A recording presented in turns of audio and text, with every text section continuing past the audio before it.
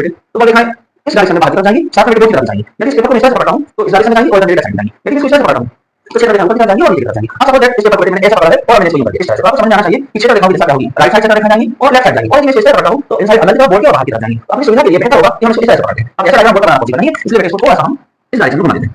यह आगे से चार हो जाएगी। इसको मैंने इस तरह से क्यों नहीं रखा आपके सामने, क्योंकि इस कंडीशन में क्या होगा, पेपर की जो है लोकेशन ऐसी हो। बच्चों नमस्कार, मैं राय सर एक बार पुनः आप सभी का अपने YouTube चैनल राय सर क्लासेस में बहुत बहुत स्वागत करता हूं। प्यारे बच्चों, जो प्रथम इकाई है जिसके अंतर्गत अभी तक हमने कौन कौन से प्रश्नों के बारे में बात की है, मैं आपको संक्षेप में एक बार बताता हूं। सबसे पहले हमने आवेश के बारे में बात की थी, आवेश का कॉन्सेप्ट हमने क्लियर किया था। उसके बाद आवेश का क्वांटीकरण, कूलाम का नियम, विद्युत द्विध्रुव आघूर्ण, बिंदु आवेश के कारण विद्युत क्षेत्र की तीव्रता, अक्षीय और निरक्षीय स्थिति में विद्युत क्षेत्र की तीव्रता। तो लगभग हम इतने प्रश्नों पर बात कर चुके हैं मैं अपने वीडियो के माध्यम से। और उसके बाद एक बहुत महत्वपूर्ण प्रश्न आया था पिछले वीडियो में, आप लोगों को याद होगा, विद्युत फ्लक्स और गॉस की प्रमेय। विद्युत फ्लक्स का कॉन्सेप्ट क्लियर करने के बाद मैंने गॉस की प्रमेय अपने वीडियो के माध्यम से आपके साथ शेयर की थी। गॉस की प्रमेय किसी बंद पृष्ठ पर ही लागू होती है और ऐसे बंद पृष्ठ को कहते हैं बच्चों गाउसियन पृष्ठ या गाउसियन सरफेस। अब जो हमारे प्रश्न आगे जो प्रश्न बनने वाले हैं वो गॉस की प्रमेय पर आधारित हैं। अतः जो हमारे क्वेश्चन बनने वाले हैं वो बेटे गॉस प्रमेय के एप्लीकेशन अनुप्रयोग आएंगे। तो सबसे पहला जो अनुप्रयोग है गॉस की प्रमेय का, बिंदु आवेश के कारण किसी बिंदु पर विद्युत क्षेत्र की तीव्रता। वैसे ये प्रश्न हम पहले सॉल्व कर चुके हैं कूलाम के नियम की मदद से, बिंदु आवेश के कारण विद्युत क्षेत्र की तीव्रता। लेकिन यही प्रश्न यदि आपसे पूछा जाता है कि गॉस प्रमेय की सहायता से, ध्यान से सुनिएगा, यदि यही प्रश्न पूछा जाता है गॉस प्रमेय की सहायता से बिंदु आवेश के कारण किसी बिंदु पर विद्युत क्षेत्र की तीव्रता का व्यंजक स्थापित कीजिए, तो आपको गॉस प्रमेय की ही मदद लेना पड़ेगी। और चूंकि हम जानते हैं कि गॉस की प्रमेय केवल और केवल बंद पृष्ठ पर ही लागू होती है, जबकि यहां लिखा हुआ है बिंदु आवेश। तो मैं आपको यहां क्लियर बता दूं कि सपोज दैट यह एक बिंदु है, यहां पर प्लस क्यू आवेश रखा हुआ है। बिंदु आवेश के कारण किसी बिंदु पर विद्युत क्षेत्र की तीव्रता, तो माना कि यहां से आर दूरी पर एक बिंदु है P, अभी P लिखूंगा मैं थोड़ी देर बाद। इस बिंदु पर हमें ज्ञात करना है विद्युत क्षेत्र की तीव्रता, लेकिन साथ में हमें गॉस प्रमेय का इसमें उपयोग करना है। क्योंकि गॉस की प्रमेय केवल बंद पृष्ठ में ही लागू होती है और यहां पर बंद पृष्ठ नहीं है, तो हम क्या करेंगे, O को केंद्र मानकर, R को त्रिज्या मानकर एक गोले की रचना करेंगे जो कि बंद पृष्ठ की भांति कार्य करेगा। अतः यह एक बंद पृष्ठ हो जाएगा और अब हम इसमें गॉस की प्रमेय का उपयोग कर सकते हैं। तो सपोज दैट ये जिसकी बात कर रहा था यह बिंदु P है, इस बिंदु पर हमें ज्ञात करना है विद्युत क्षेत्र की तीव्रता। माना कि यह बंद पृष्ठ S है और बिंदु P पर एक अल्प पृष्ठ की हम कल्पना करते हैं जिसे कहते हैं बेटा ds कहते हैं। अब इसी बिंदु पर एकांक धनावेश की कल्पना करेंगे तो इससे हमें क्या पता चल जाएगा, विद्युत क्षेत्र की तीव्रता की दिशा का हमें ज्ञान हो जाएगा। गॉस की प्रमेय की मदद से हम जानते हैं कि फाई ई का मान कितना होता है, Q इंटू 1/ε0। ये हम प्रूव कर चुके हैं। तो आज हम इसकी मदद लेंगे। पिछले क्वेश्चन में हमने इसको सिद्ध किया था, आज हम इसकी मदद लेंगे और विद्युत फ्लक्स का मान हम निकालेंगे दो तरह से। एक बार इसको सॉल्व करेंगे अल्प पृष्ठ के लिए, देन उसके बाद उसका समाकलन करेंगे तो संपूर्ण पृष्ठ का ज्ञात होगा। फिर हम विद्युत फ्लक्स का मान गॉस की प्रमेय की मदद से लिख देंगे, दोनों की तुलना करेंगे, देन आंसर आ जाएगा। तो पहले अल्प पृष्ठ का निकालते हैं। अल्प पृष्ठ ds से बद्ध, अल्प पृष्ठ ds से बद्ध बाउंडेड विद्युत फ्लक्स कैलकुलेट करेंगे। अल्प है तो d का प्रयोग करें, अल्प पृष्ठ के लिए विद्युत फ्लक्स d फाई। इसका आंसर हम जानते हैं कितना होता है बेटा, ds वेक्टर में अब वेक्टर साइन को रिमूव कर दीजिए, so that E D S cos theta प्राप्त हो जाएगा डी फाई ई। अब आपको याद होगा थीटा के बारे में, विद्युत क्षेत्र की तीव्रता की दिशा और क्षेत्रफल सदिश के बीच का कोण। यदि आपको क्षेत्रफल सदिश मतलब क्षेत्रफल की जो दिशा होती है, उसकी जो वेक्टर की दिशा होती है, वो आपको याद होगा, इस पर लंब खींचना पड़ता है, अर्थात पृष्ठ के अभिलंब और बल रेखाओं के बीच का कोण। सरल शब्दों में कहें तो विद्युत क्षेत्र की तीव्रता और क्षेत्रफल सदिश के बीच का कोण। और सरल शब्द में यहीं पर इसी बिंदु पर आप एक अभिलंब बना दीजिए, तो विद्युत क्षेत्र की तीव्रता तथा अभिलंब दोनों के बीच में कितना कोण आएगा? 0 डिग्री का कोण आएगा। यहाँ लिख सकते हैं हम, चूंकि थीटा का मान कितना है? 0 डिग्री, अतः cos फाई का मान अर्थात cos 0 हो जाएगा और cos 0 का मान 1 होता है, सो दैट ये हो जाएगा बेटा EDS, अल्प पृष्ठ का विद्युत फ्लक्स। चूंकि संपूर्ण पृष्ठ S है, इसके लिए निकालेंगे, संपूर्ण पृष्ठ के लिए इसको कैलकुलेट करते हैं। संपूर्ण पृष्ठ के लिए डी फाई का समाकलन क्या हो जाएगा बेटा? फाई हो जाएगा।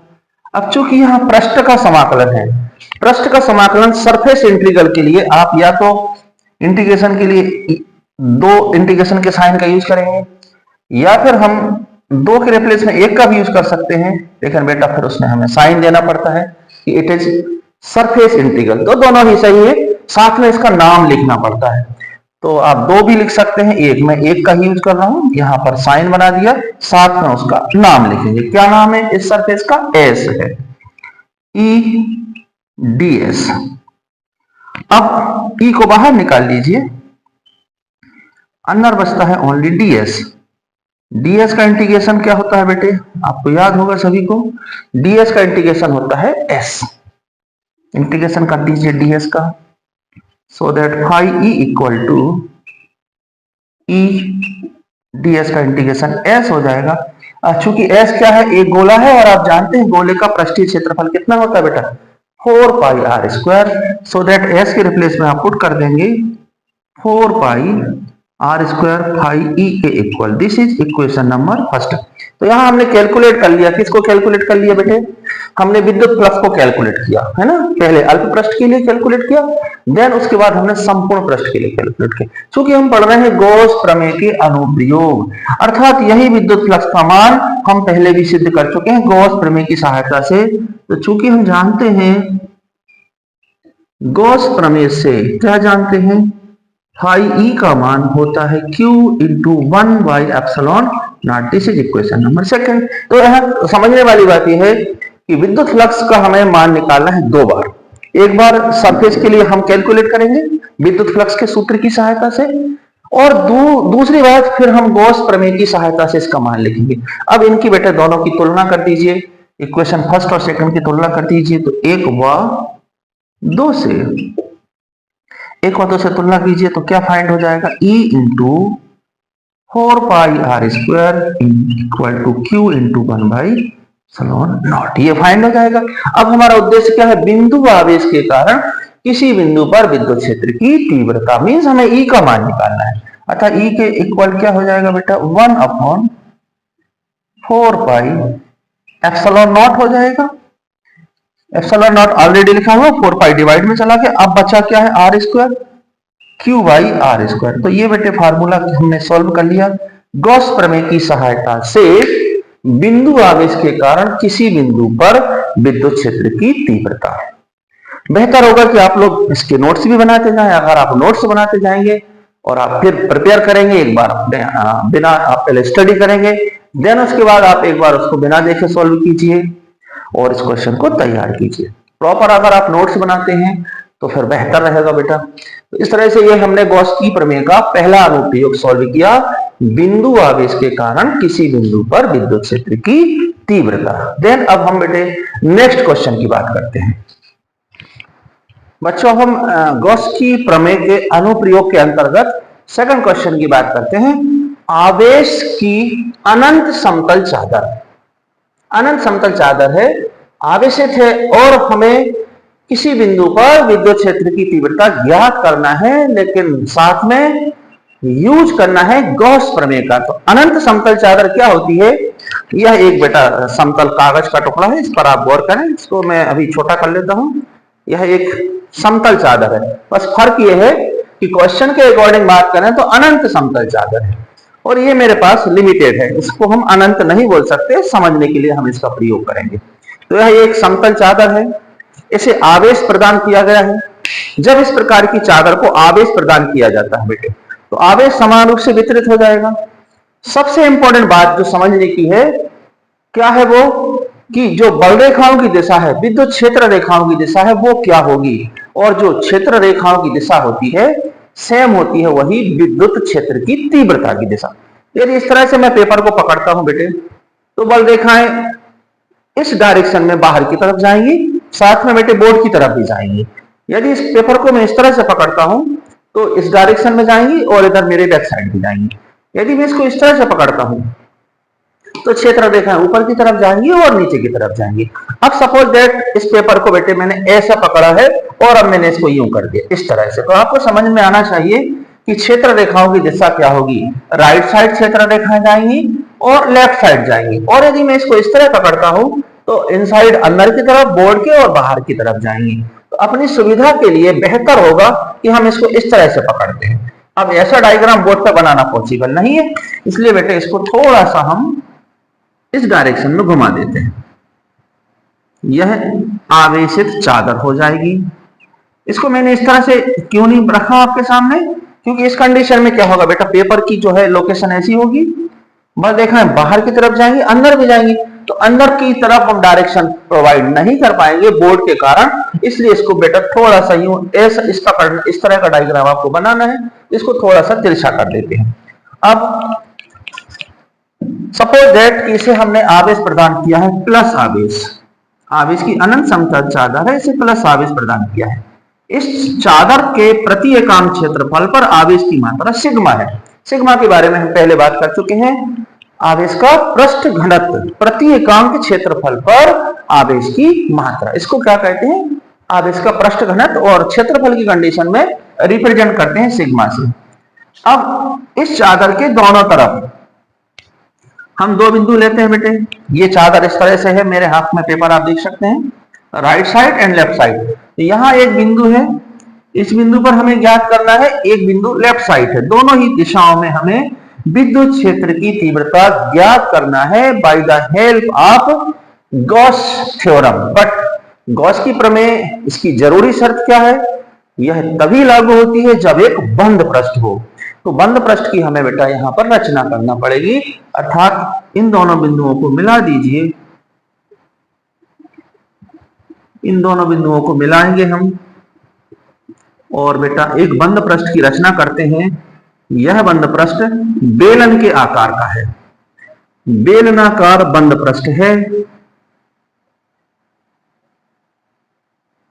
यहां पर एक बिंदु हम P ले लेते हैं, यहां पर दूसरा बिंदु P डैश ले लेते हैं। अब ठीक इसी बिंदु पर एकांक धनावेश की बात करते हैं, कल्पना करते हैं, तो इससे क्या प्राप्त हो जाएगा, विद्युत क्षेत्र की तीव्रता की दिशा, दोनों ही दिशाओं में विद्युत क्षेत्र की तीव्रता की दिशा। ये भी कैलकुलेशन आपको समझ में आ गया होगा। इस बेलनाकार पृष्ठ में जिसे कहा गया है गाउसियन सरफेस, तीन पृष्ठ हैं, तीन पृष्ठ हैं बेटे। एक हो जाएगा वृत्तीय पृष्ठ S1, दूसरा हो जाएगा बेटे वृत्तीय पृष्ठ S2, एंड जो आप कर्व सरफेस देख रहे हैं ये हो जाएगा S3। ओवरऑल कितने सरफेस हो जाते हैं, 3 सरफेसेस हो जाते हैं। अब मेरे स्पेन को आप लोग देख सकते हैं, क्या यह गाउसियन सरफेस ठीक स्पेन की तरह है, इसमें भी 3 सरफेसेस हैं। एक सरफेस से circular surface, second circular surface, and third curve surface, वक्र पृष्ठ हो जाता है। इन तीनों ही पृष्ठों पर विद्युत फ्लक्स का हमें कैलकुलेशन करना पड़ेगा।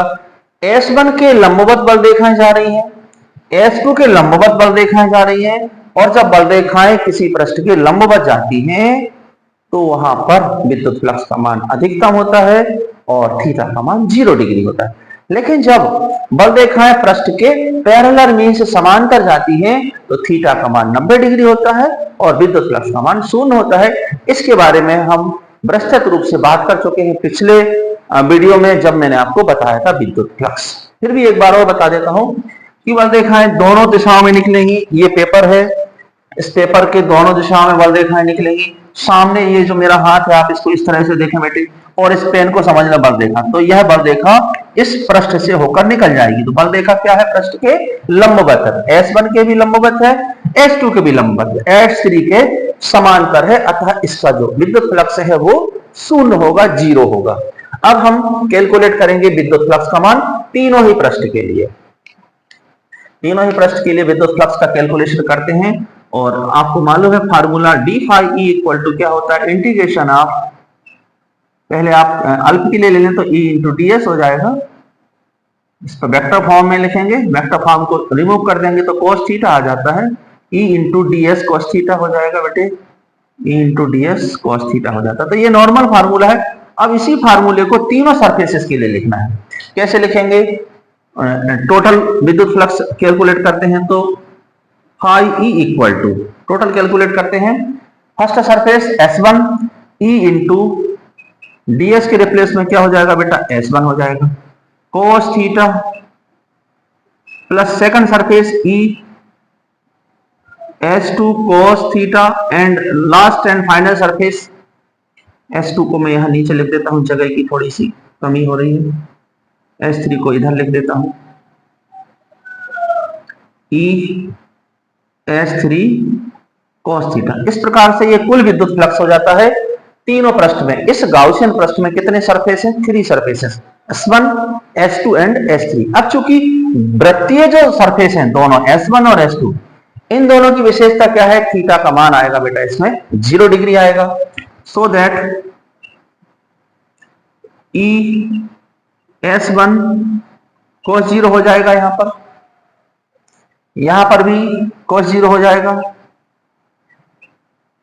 E S2 cos 0, और यहां से प्लस तीसरा वाला पार्ट में यहां लिख देता हूं E S2, ये बेटा S3, sorry E S3, and इधर एंगल कितने का आएगा? 90 डिग्री का। अब हम जानते हैं cos 90 का मान कितना होता है? 0 होता है। तो इसको रिमूव कर देंगे।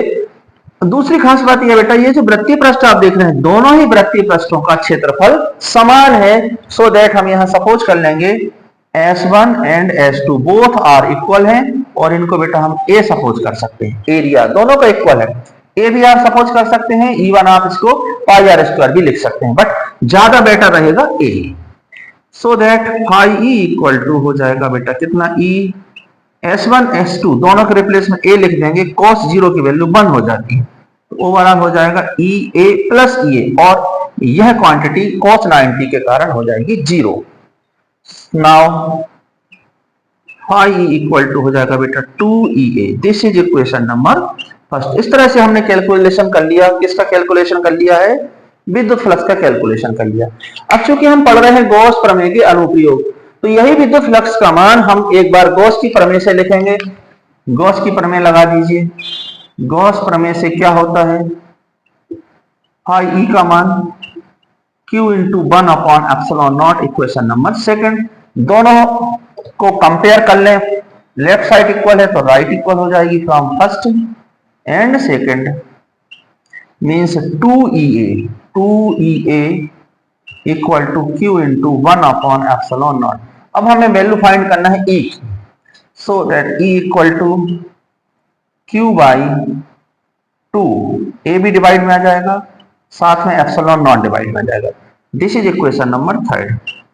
अब एक बहुत इंपॉर्टेंट बात मैं आपको बता रहा हूं, आवेश का पृष्ठ घनत्व। इस समतल चादर में प्रति एकांक क्षेत्रफल पर आवेश की मात्रा है सिग्मा। सिर्फ इतने पार्ट पर हमें आवेश फाइंड करना है। ये जो पार्ट है ये कैसे बनेगा, इसके लिए मैं आपको पेपर पर देखें बेटे, ये पेपर है, समतल चादर है, और यह पेन। इस तरह से कंडीशन बनती है, इस तरह से कंडीशन बनती है। यह सर्कुलर सरफेस S1 हो जाएगा बेटा, इधर S2 हो जाएगा। अब सिर्फ इतना पार्ट जो आप बीच में देख रहे हैं, यहां एक सर्कल बना हुआ है, इसका एरिया इनके इक्वल होगा। इसका एरिया हमने कितना सपोज किया है? A, कैपिटल A सपोज किया है। तो सिर्फ इतने सरफेस पर, जो कि इस पेपर के कांटेक्ट में है, इतने सरफेस पर आवेश की मात्रा कितनी होगी उसे हमें कैलकुलेट करना है। तो किसकी मदद लेंगे? हम जानते हैं कि सिग्मा आवेश का पृष्ठ घनत्व सिग्मा, ये पहले पढ़ चुके हैं, क्यू बाई ए। याद करें आप लोग, जब मैंने आपको बताया था आवेश का पृष्ठ घनत्व, तो पृष्ठ घनत्व sigma equal to Q by A, therefore Q equal to हो जाएगा बेटा सिग्मा इंटू ए। अब ये वैल्यू यहां पुट कर दीजिए फ्रॉम इक्वेशन नंबर 3। इसमें हम कैलकुलेट करेंगे तो क्यू की वैल्यू पुट करेंगे sigma A divided by 2a not, और ए से ए कैंसिल हो जाएगा, मींस विद्युत क्षेत्र की तीव्रता हमें प्राप्त हो जाती है E equal to sigma by 2 epsilon not. तो ये बहुत महत्वपूर्ण प्रश्न है। आवेश की अनंत समतल चादर है, इसके कारण हमें विद्युत क्षेत्र की तीव्रता ज्ञात करनी है और हमें उपयोग करना है आवेश की अनंत समतल चादर। अनंत समतल चादर है, दोनों ही दिशाओं में हम बिंदु लेंगे, एक बिंदु P लेते हैं, एक बिंदु P डैश लेते हैं। P और P डैश को अक्ष मानकर, इसको अक्ष मानकर हमें एक बेलन का निर्माण करना है जो कि गाउसियन पृष्ठ की भांति कार्य करेगा। इसमें 3 पृष्ठ हैं, S1 और S2। S1 और S2 के लिए थीटा का मान है कितना बेटा? इसके लिए थीटा का मान 0 डिग्री है, जबकि S3 के लिए 90 डिग्री। अतः S3 का विद्युत फ्लक्स शून्य हो जाएगा और इन दोनों का मैक्सिमम होगा। तो विद्युत फ्लक्स को हमने कैलकुलेट कर लिया। फिर उसके बाद गॉस की प्रमेय से विद्युत फ्लक्स हम जानते हैं कितना होता है, दोनों की तुलना कर लेंगे, E का मान प्राप्त हो जाएगा। फिर आपको Q का मान रखना पड़ेगा। Q क्या है? कुल आवेश है, जबकि सिग्मा क्या होता है? आवेश का पृष्ठ घनत्व होता है प्रति एकांक क्षेत्रफल पर। इसको कैलकुलेट करके Q की वैल्यू पुट कर देंगे बेटे और ये फाइनल आंसर आ जाता है E equal to sigma upon 2 epsilon not. अब इसी क्वेश्चन में बेटे हमें कुछ कंडीशंस को भी फॉलो करना है। मेन आंसर इसका हो चुका है क्वेश्चन का, बट जो कंडीशन मैं आपको बताने वाला हूं वो हमें नेक्स्ट चैप्टर में काम आएगी, जब अपन चर्चा करेंगे संधारित्र की, कैपेसिटर की। तो यहां पर एक साथ मैं 2 चादर लेता हूं और फिर इसकी कंडीशन के बारे में बात करते हैं।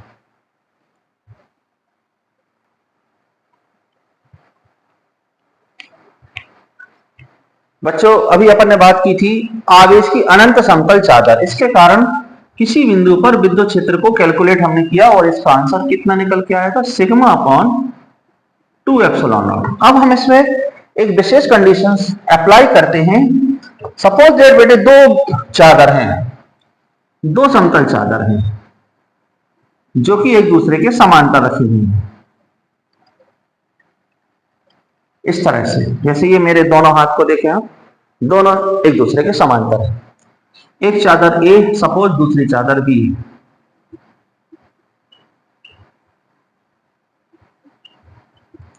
प्रथम चादर पर आवेश का पृष्ठ घनत्व सिग्मा A ले लेते हैं और दूसरी चादर पर आवेश का पृष्ठ घनत्व सिग्मा B ले लेते हैं। 3 बिंदु बनेंगे, एक लेफ्ट साइड, दूसरा दोनों के बीच में और तीसरा बेटे राइट साइड। तो सपोज ये फर्स्ट क्षेत्र है, ये सेकंड क्षेत्र है और ये थर्ड क्षेत्र है। किसी एक क्षेत्र में हम कैलकुलेट करना चाहते हैं विद्युत क्षेत्र की तीव्रता, जबकि 2 समतल चादर एक दूसरे के समांतर हैं। याद रखिएगा, ये मेन क्वेश्चन नहीं है, मेन क्वेश्चन हम सॉल्व कर चुके हैं। उसी क्वेश्चन में यह विशेष कंडीशन है जिसका हमें आगे यूज करना है। कहां यूज करना है? संधारित्र में। तो प्रथम कंडीशन में जबकि हम बात कर रहे हैं क्षेत्र 1 की, क्षेत्र 1 में अब यहां पर बेटे हमें ध्यान रखना पड़ेगा दिशाओं का। क्योंकि जो प्रथम क्षेत्र है, अगर हम दोनों ही सीट की बात करें चादर की, तो दोनों के अकॉर्डिंग बेटा इसकी लोकेशन लेफ्ट साइड पड़ती है। तो जब लेफ्ट लोकेशन दोनों की लेफ्ट साइड पड़ेगी क्षेत्र 1 की, तो हम फिर इसको बेटा माइनस साइन से यूज करेंगे। जब हम सेकंड क्षेत्र की बात करेंगे तो प्रथम चादर की अकॉर्डिंग देखें तो राइट पड़ेगा, लेकिन जो सेकंड चादर है उसके अकॉर्डिंग देखें तो लेफ्ट पड़ेगा। और जब हम थर्ड की बात करेंगे तो दोनों के ही अकॉर्डिंग बेटा राइट आएगा। इसलिए यहां पर हमें चिन्ह का ध्यान रखना है। तो कुल विद्युत क्षेत्र की तीव्रता क्षेत्र 1 की अवस्था में कितना हो जाएगा? यहां सॉल्व करते हैं, दोनों के ही अकॉर्डिंग नेगेटिव साइन आएगा, तो minus sigma A upon 2 epsilon not. Total के लिए प्लस का यूज करेंगे, फिर लेफ्ट साइड है तो अगेन माइनस आएगा, sigma B by 2 epsilon not. ये बेटा फर्स्ट रीजन में हो जाएगा। यहां नेगेटिव साइन का यूज किया है दिशा के लिए, डायरेक्शन के लिए लेफ्ट साइड है। अब क्षेत्र नंबर सेकंड पर आ जाते हैं। सेकंड क्षेत्र की बात करते हैं। सेकंड क्षेत्र में बेटे जो प्रथम सीट है इसके अकॉर्डिंग हम राइट चल रहे हैं, तो कुल विद्युत क्षेत्र की तीव्रता हो जाएगी sigma A by 2 epsilon not. Total के लिए प्लस का यूज करेंगे, लेकिन जो दूसरी शीट है उसके अकॉर्डिंग लेफ्ट साइड है, इसमें माइनस का यूज करेंगे अपॉन 2 एप्सिलॉन नॉट। अभी इसी सेकंड वाली कंडीशन है ना, ये स्पेशल कंडीशन है, इसे हम पुनः एक बार और आगे सॉल्व करेंगे थोड़ी देर बाद। रुकते हैं अभी, क्षेत्र नंबर 3 पर आ जाइए। क्षेत्र नंबर 3 बेटा दोनों के ही अकॉर्डिंग अगर देखें तो राइट आता है। तो टोटल जो इंटेंसिटी बनेगी वो बनेगी sigma A by 2 epsilon not, total के लिए प्लस का यूज करेंगे, sigma B by 2 epsilon not. तो ये तीसरी कंडीशन हो जाती है। अब जो सेकंड वाली कंडीशन है बेटा, ये स्पेशल कंडीशन है। इसमें सपोज करो कि एक चादर में आवेश की जो प्रकृति है वो धनात्मक है, लेकिन जो दूसरी चादर है उसमें आवेश की प्रकृति ऋणात्मक है। मतलब कहने का कि यदि सिग्मा ए को हमने सपोज करा सिग्मा और सिग्मा बी को हमने सपोज करा माइनस सिग्मा, अर्थात दोनों पर आवेश बराबर है सिग्मा ए और सिग्मा बी दोनों पर बराबर, दोनों चीज पे समान आवेश है, लेकिन इस पे जो प्रकृति है बेटा वो नेगेटिव है, विपरीत प्रकृति है। तो यह विशेष कंडीशन हो जाती है कि दोनों ही चादर में आवेश तो समान है, आवेश की मात्रा समान है, लेकिन एक धनात्मक आवेश का है और दूसरा ऋणात्मक का है। तो ये करेक्शन इसमें करें तो हो जाएगा ई के बराबर sigma upon 2 epsilon not, total के लिए प्लस आएगा, माइनस सिग्मा बी के रिप्लेसमेंट आपको माइनस सिग्मा लिखना पड़ेगा बाई 2 एप्सिलॉन नॉट। अब इसको कैलकुलेट करेंगे बेटा तो माइनस माइनस प्लस हो जाएगा और देन फाइनल आंसर इसका मैं यहां लिख रहा हूं E इक्वल टू 2 सिग्मा हो जाएगा। जब आप इसको कैलकुलेट करेंगे पहले एलसीएम लेंगे तो एलसीएम कितना आएगा 2 एप्सिलॉन नॉट आएगा, ये माइनस माइनस प्लस हो जाएगा, अब बेटे 2 से 2 कैंसिल हो जाएगा।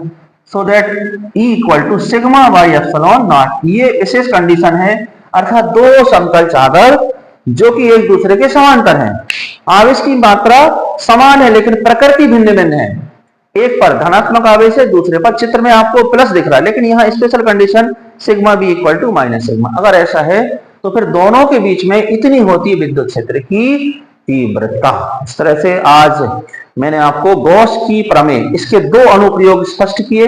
पहला बिंदु आवेश के कारण विद्युत क्षेत्र की तीव्रता, दूसरा आवेश की अनंत समतल चादर के कारण किसी बिंदु पर विद्युत क्षेत्र की तीव्रता। तो प्रश्न तो बेटे सभी महत्वपूर्ण है, आपको पूरी बुक स्टडी करना है, इंपॉर्टेंट के भरोसे बिल्कुल नहीं रहना है, क्योंकि आज जो अभी जो बोर्ड का जो पैटर्न चल रहा है उसके अकॉर्डिंग अगर आप पिछले कुछ वर्षों के प्रश्न पत्र यदि देखेंगे तो बेटे इंपॉर्टेंट क्वेश्चंस बहुत कम आते हैं। क्वेश्चंस कुछ भी आ सकता है एग्जाम में, इसलिए आपको क्या करना है, फुल स्टडी करना है। जो मैं आपको स्टडी करा रहा हूं लगभग मैं आपको सारे क्वेश्चन सॉल्व कराऊंगा, और यदि कभी कोई क्वेश्चन छूट भी जाता है तो उसे भी आपको सॉल्व करना है। मैं पूरी कोशिश करूंगा कि कोई क्वेश्चन ना छूटे, आपको सारे क्वेश्चन सॉल्व कराऊं।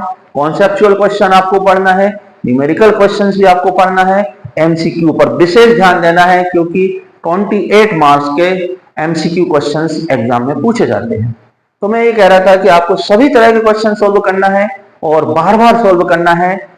जब आप परफेक्ट हो जाएंगे तो फिर वो जो एग्जाम का जो भय होता है वो पूरी तरह से समाप्त हो जाएगा।